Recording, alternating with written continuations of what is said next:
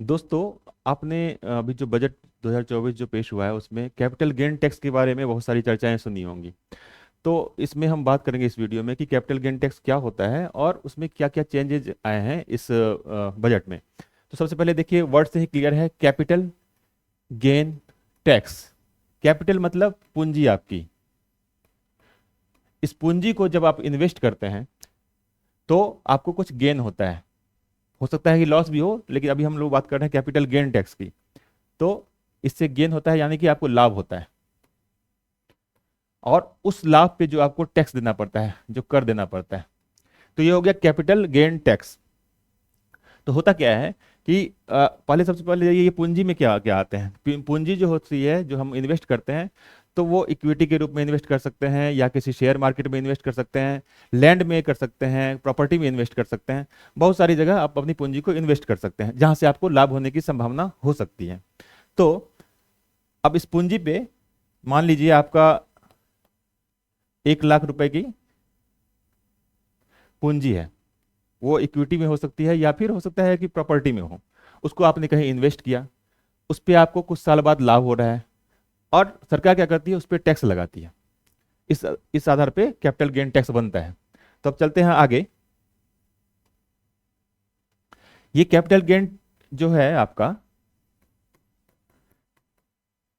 Capital किस type का हो सकता है कि लॉन्ग टर्म कैपिटल हो सकता है और शॉर्ट टर्म हो सकता है। शॉर्ट टर्म हो सकता है।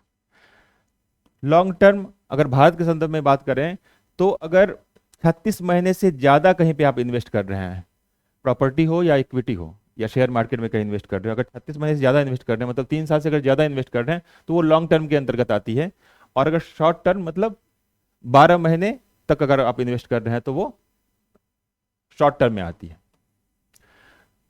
नॉर्मली हम लोग क्या करते हैं, इक्विटी में इन्वेस्ट करते हैं, शेयर मार्केट में इन्वेस्ट करते हैं 12 महीने से पहले। एक मध्यम वर्ग जो करता है, जो अपना वो ट्रेडिंग करता है, उसमें शेयर मार्केट में डालता है पैसे, फिर निकालता है, उसमें कुछ उसको फायदा होता है, तो वो शॉर्ट टर्म में है।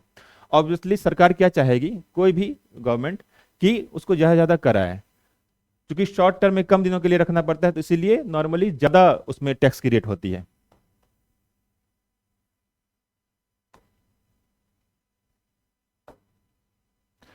इसमें टैक्स रेट ज़्यादा होता है।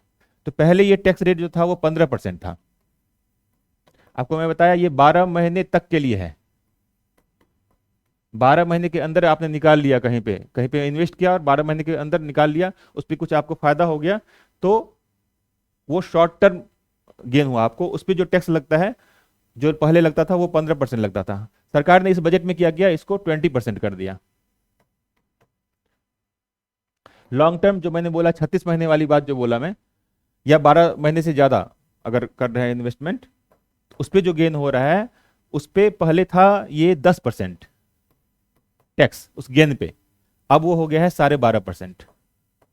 मतलब दोनों जगह इस चीज को बढ़ाया गया है, टैक्स की रेट को। अब एक चीज और जान लीजिए इससे रिलेटेड, एक इंडेक्सेशन इफेक्ट होता है।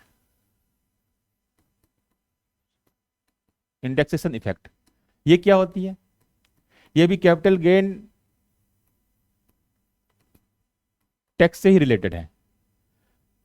आप सबको इन्फ्लेशन मालूम है। जब मान लीजिए हमने कोई पूंजी लगाई, मैं इरेज कर रहा हूं इसको।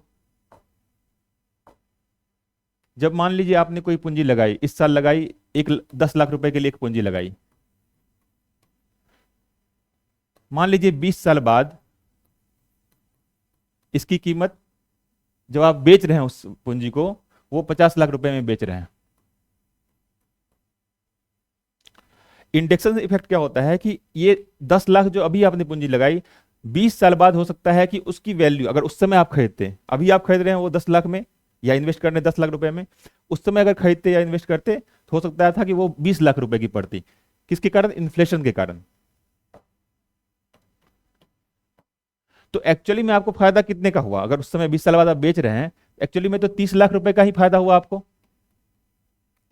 लेकिन वैसे देखें तो आपको 40 लाख रुपए का फायदा हो रहा है, क्योंकि आपने असली में 10 लाख रुपए में ही वो पूंजी खरीदी थी। 40 लाख का फायदा हो रहा है आपको। अब सरकार क्या करती, पहले क्या था, इंडेक्सेशन इफेक्ट को कंसीडर किया जाता था। मतलब उस समय आपको टैक्स जो देना पड़ता, गेन जो आपका हो रहा है 30 लाख रुपया का हो रहा है, अगर हम इन्फ्लेशन को काउंट कर रहे हैं तो सरकार उस समय आपसे 30 लाख रुपए जो आपको गेन हुए हैं इंडेक्सेशन इफेक्ट के बाद, इंडेक्सेशन इफेक्ट के बाद जो आपको गेन हुआ है वो 30 लाख रुपए का हुआ है, तो इस 30 लाख रुपए पे ही आपको टैक्स देना पड़ता। लेकिन इस बजट में इंडेक्सेशन इफेक्ट को खत्म कर दिया गया है। अब इसके कारण क्या होगा कि आपको 40 लाख रुपया का तो लग रहा है कि गेन हुआ है, असली में आपको गेन हुआ है 30 लाख रुपया का ही, लेकिन चूंकि इंडेक्सेशन इफेक्ट खत्म कर दिया गया है तो अब आपको जो टैक्स देना पड़ेगा वो 40 लाख रुपए पे देना पड़ेगा। मतलब यहाँ पे भी आम लोगों को घाटा हो रहा है टैक्स के रूप में।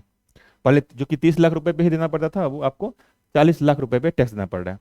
अब इससे दिक्कत क्या हो रही है, ये देखिए, एक आम मध्यम वर्ग वाला है, कोई सैलरी एम्प्लॉयड है, तो वो क्या करेंगे, वो इन्वेस्ट करेंगे, नॉर्मल रिटायरमेंट के लिए करते हैं इन्वेस्ट। तो उसमें क्या होगा कि अब उनको जब रिटायरमेंट के बाद वो जब उसको बेचना चाहेंगे उस पूंजी को, तो उनको ज़्यादा से ज़्यादा टैक्स देना पड़ जाएगा पहले की अपेक्षा। तो ये सारी चीज़ें थी कैपिटल गेन टैक्स से रिलेटेड। Thank you.